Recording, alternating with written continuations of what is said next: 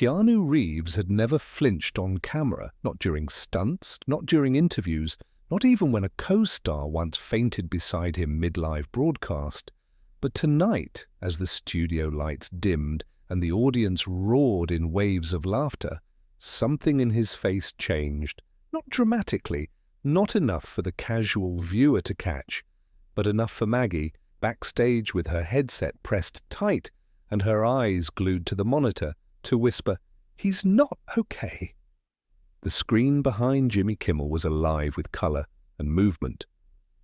A ridiculous meme had just been thrown up, pixelated, saturated, viral. It showed Keanu sitting beside a long-haired, robed Jesus at a diner. A halo hovered over both their heads. Someone had captioned it, "When your best friend turns water into wine and you're just trying to order pancakes." The studio erupted. People clutched their sides. Jimmy smirked. "Come on, you've seen this one, right?" he asked, pointing toward the screen. "This thing broke the internet last year." Keanu didn't laugh. He blinked once, slowly, then looked down, not dramatically but purposefully.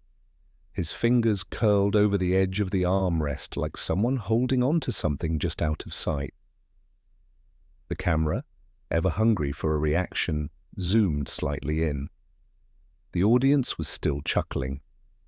Jimmy leaned closer, riding the energy.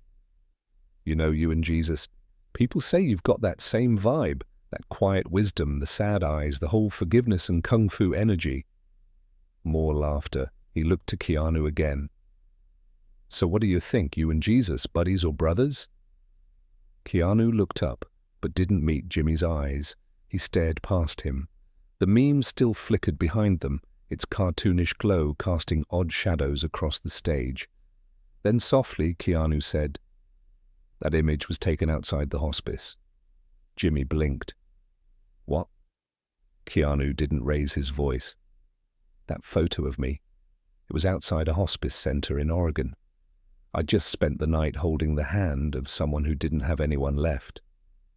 A hush crept into the room, not total, not immediate. Just a gentle press of stillness.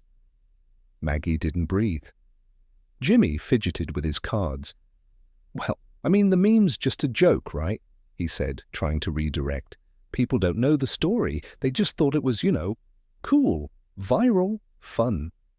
Keanu turned to face him now. His voice was still even, but the air around his words had shifted. "That's the thing with stories, Jimmy. People stop asking what they mean. They just want to laugh at the surface." The meme changed on the screen, auto-looping to another version. Now, Jesus had sunglasses. Keanu's expression was replaced with exaggerated anime eyes. The caption read, "Holy bros for life." Laughter erupted again, but this time uneven, scattered, uncertain.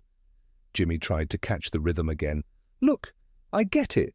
Memes are kinda dumb, but they're just internet fluff. No harm, right?"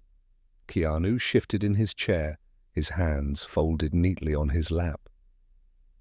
"My sister used to laugh at dumb internet memes," he said softly. Even when she was too weak to sit up, we'd look at them together. But she always asked where they came from, who made them, what they were hiding. Jimmy smiled weakly. "Well, I doubt the guy who made this one thought it'd end up on national television." "Exactly," Keanu replied. "We throw things into the world without thinking, then we laugh when they hit someone in the face." There it was, that tension again. The quiet weight that settled over the room, like fog rolling in through an open window. A few audience members were now fully silent, watching. One woman in the front row lowered her phone, stopping mid-record. Jimmy glanced toward the control booth, uncertain whether to press on or cut to break. Backstage, Maggie leaned toward the producer beside her. "Do not cut," she said firmly. "Not yet." Jimmy inhaled slowly, trying to regain footing. "Okay, Keanu, so you don't like memes, I get it, but I think most people just enjoy seeing something light. You're a serious guy, that's cool, but not everything has to be so Heavy? Keanu smiled faintly.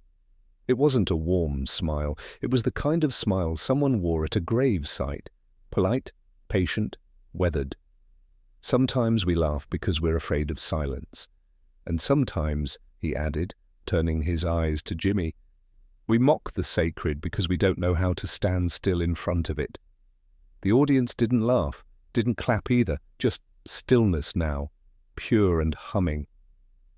Jimmy cleared his throat. Look, man, I'm not mocking anything sacred. It's a meme, a photo, a joke. You think Jesus would care?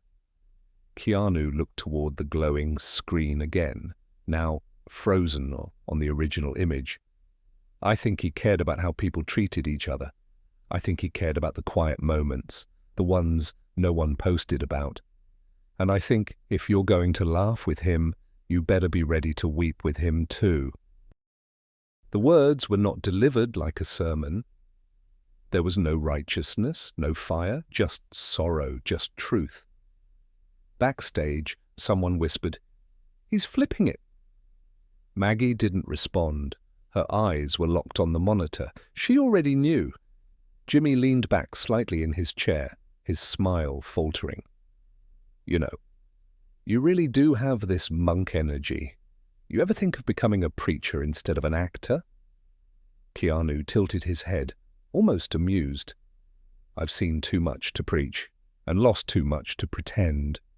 A beat passed, then another, and for the first time in the show's history, Jimmy Kimmel ran out of jokes. The cards in his hand felt heavier now, no longer props, but burdens. His fingers shifted slightly, trying to find a way to break the tension, but nothing came. Keanu sat still across from him, not gloating, not victorious, just present. Fully, quietly present in a way that made the laughter in the room feel like a distant echo. Someone coughed in the third row. A shoe squeaked against the floor. A light somewhere buzzed faintly overhead. Everything ordinary had become amplified in the silence. Jimmy glanced toward the band, as if hoping for a cue. But the band leader just looked back at him, expression unreadable, hands off the keys. Maggie stood frozen backstage, her headset forgotten around her neck. Her phone still recording from the folds of her jacket. She didn't blink. On the screen behind them, the image had frozen. Keanu and Jesus, pixelated halos still glowing, smiles still cartoonish. The audience stared at it now with new eyes, like they were seeing it for the first time, stripped of the joke. Jimmy cleared his throat and shifted again in his seat. Okay, he said, forcing a chuckle. So, we're doing the serious thing now. All right, let's do it. He tried to grin, tried to summon the old rhythm. You want to talk about pain, about stories, about truth? Fine. Tell me, Keanu, what's the truth behind that look you always have? You know the one, like you're carrying the weight of the universe, but don't want to complain about it. Keanu tilted his head slightly, not defensive, not guarded, just still. Because I am, he said. Not the universe, but something close. Loss is like gravity. It pulls at you even when you're not looking. It keeps your feet on the ground, but some days it tries to pull you into it. Jimmy blinked. You mean your daughter? Keanu nodded once. And my sister, and River, and all the people I've met who never got to tell their story before the world made a joke out of them.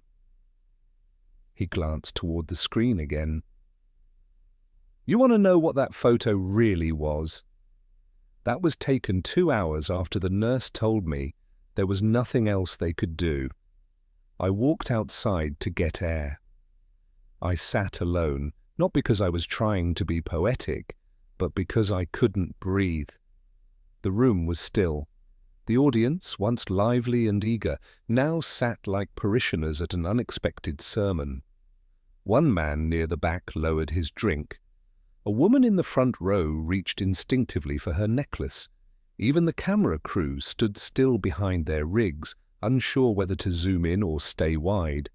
Jimmy lowered his cards completely now, folding his hands on the desk. I didn't know, he said softly. We just thought it was a cool shot. You looked like some kind of modern saint or something. Keanu gave a faint smile, not mocking, not forgiving, just sad. That's the problem with images. They don't come with the weight they carry. People turn pain into punchlines and don't realize they're laughing at someone's last moment of peace. Jimmy leaned forward slightly. I swear, I didn't mean to make light of that. Look, we try to have fun here. Keep things moving. People tune in because they don't want to think about death and hospitals and... But they live it, Keanu interrupted gently. Every day, quietly. People are grieving right now while we sit here. And when we laugh without knowing what we're laughing at, we tell them their pain doesn't matter. Jimmy nodded slowly, visibly rattled. Okay, you're right. You're totally right. Maybe this show has forgotten how to sit still, how to not reach for the punchline every second. He looked at the screen again. We should take that down. Keanu didn't answer. He didn't need to. The image disappeared, replaced by a black screen. The studio lights dimmed slightly as if even the tech crew felt the need to retreat. The atmosphere was no longer a taping. It was a reckoning. Jimmy turned back to Keanu. Why did you come here tonight? Really? Keanu leaned back, gaze steady. To talk about silence. The film I made, Between Silences. It's about what we don't say, about the noise we use to fill the emptiness. I thought maybe I'd promote it a little. Say something thoughtful, go home. And now? Keanu looked around slowly, then back at Jimmy. Now I think I was meant to show up for something else. Jimmy frowned. Like what? To remind people that not everything is entertainment, Keanu said. That some moments are meant to be felt, not packaged. That sometimes the kindest thing we can do for another person is just not laugh. There it was again, that weight. Not heavy like sorrow, but heavy like truth. Like something you couldn't unhear once you heard it. Backstage, Maggie whispered into her headset. Don't cut. Let it breathe. Jimmy exhaled slowly. You're right. I don't think I've ever sat in this chair and just felt. Not like this. Keanu nodded. Maybe it's time we did more of it. Jimmy turned to the audience now, visibly softer. You all okay? He asked. A few nodded. Others stayed still. It wasn't the kind of question you answered out loud. Then he looked into the camera. We're going to take a short break, not because we need one, but because maybe you do. Keanu said nothing. He just sat there, the calm in the storm he hadn't asked for but somehow commanded. The screen faded to black, but no one moved. Not the audience, not the crew, not even Jimmy, whose hands rested on the desk as if frozen in a gesture he didn't remember making. The music hadn't played. No commercial had rolled. The silence wasn't a mistake anymore. It was part of the show. It had become the show. Somewhere in the rafters, a red light blinked above camera 3, still live, still recording. Keanu didn't shift in his seat. His breath was even, his posture unguarded. Not relaxed, but grounded, as if he had known all along that the night would arrive at this place, and all he'd had to do was wait. Jimmy finally looked up. The grin that had begun the segment was gone now, replaced by something quieter. Not shame, not guilt, something closer to recognition. A man watching the script fall apart in his hands and realizing it was never the story that mattered, but what happened when the pages ran out. I don't know what I'm supposed to say now, he admitted. You don't have to say anything, Keanu replied. That's the part we forget. Silence doesn't need permission. Behind the scenes, Maggie touched the edge of the monitor almost reverently. The control booth hadn't cut to commercial. No one had shouted orders. The whole studio felt suspended, like time had folded into itself, and all the noise outside had faded into irrelevance. Jimmy leaned forward, elbows on the desk. I've done this job for a long time. I know when things go wrong, when we lose the audience, but this doesn't feel like losing them. It feels like they're finally watching." Keanu offered the faintest nod. "Because they are." A low murmur rolled through the crowd, unspoken, collective. People shifted, not in discomfort, but in reflection. One man wiped his eyes with the back of his sleeve. A woman near the center clasped her hands in her lap like she was holding something fragile. Even the stage manager by the curtain had stepped back into shadow. Jimmy reached for the mug beside him, then paused. His fingers traced the handle, but he didn't lift it. "I used to think the point of this show was to keep things moving. Laugh, distract, make the world feel a little lighter." He glanced up. "But maybe we made it too light, so light that nothing meant anything." Keanu's voice came low. "The world doesn't need more distraction, Jimmy. It needs more attention." The words hit gently, but they settled like weight. Jimmy's shoulders dropped, not in defeat, but in release. Like something he'd been carrying for too long had finally been named. He looked into the audience again. "I don't know what comes after this moment. We're not scripted for this kind of quiet." Keanu leaned forward now, hands folded together. "Then maybe let the quiet write the next part." Jimmy laughed, just once, a breath more than a sound. "That sounds like something you'd say in a movie." Keanu smiled faintly. "Maybe, or maybe it's something I heard from someone who never got to say it on camera." The air shifted again. Lighter now, not less serious but more whole, like something broken had been acknowledged and, by that acknowledgement, begun to mend. The producer finally whispered into the mic, "Camera 1, slow zoom." Jimmy glanced toward the lens, then back to Keanu. "Do you ever get tired of carrying all this?" "Yes," Keanu said plainly.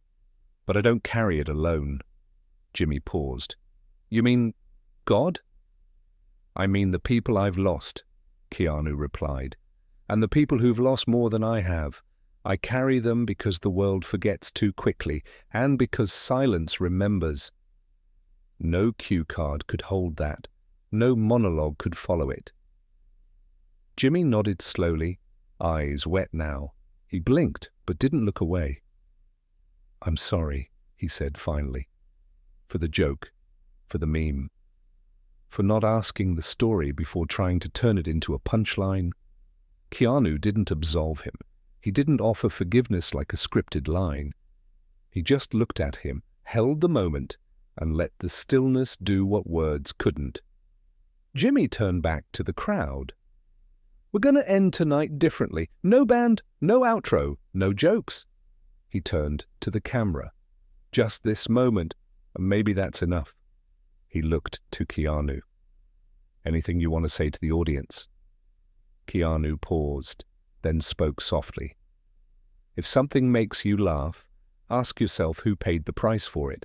And if something makes you uncomfortable, maybe it's because it matters." Then he stood. No dramatic music played, no stagehand rushed to escort him. He just rose from the chair, adjusted his blazer, and looked out at the rows of silent faces. "Thank you for listening," he said, "to more than just the sound." With that, he stepped off the stage. The camera followed him part way, then held. Jimmy stayed seated, watching him walk, not as a host, not even as a comedian, just as a man watching another man leave a space different than how he entered it. The crowd rose slowly, not clapping at first, just standing, as if standing too was part of the silence they now shared. And then a single pair of hands clapped, software reel. Others followed. The applause built, but never exploded. It remained steady, reverent. In the booth, someone whispered, "We just filmed something that won't go viral. It'll go deeper." Maggie stood still behind the curtain, her phone still recording, her eyes still full. She didn't move until the applause had faded into nothing but breath. Outside, under the cold gleam of studio lights and the distant hum of traffic, Keanu paused. The night air met his face like a familiar friend. Maggie caught up to him, handing over his coat. "That was different," she said. He nodded. "Maybe different is what we needed." She smiled softly. "You want to know how many people are already sharing clips?" He shook his head. Let them share it, but let them sit with it too. Then he walked away, not rushed, not seeking anything. And behind him, for just a moment, the world seemed quieter. If this story made you pause, made you feel something, don't let it end here. Leave a comment below. What's one thing you've stayed silent about that deserves to be heard? Like, share, and subscribe if you believe not everything should be turned into a joke. Some moments are meant to be remembered. Thank you for listening.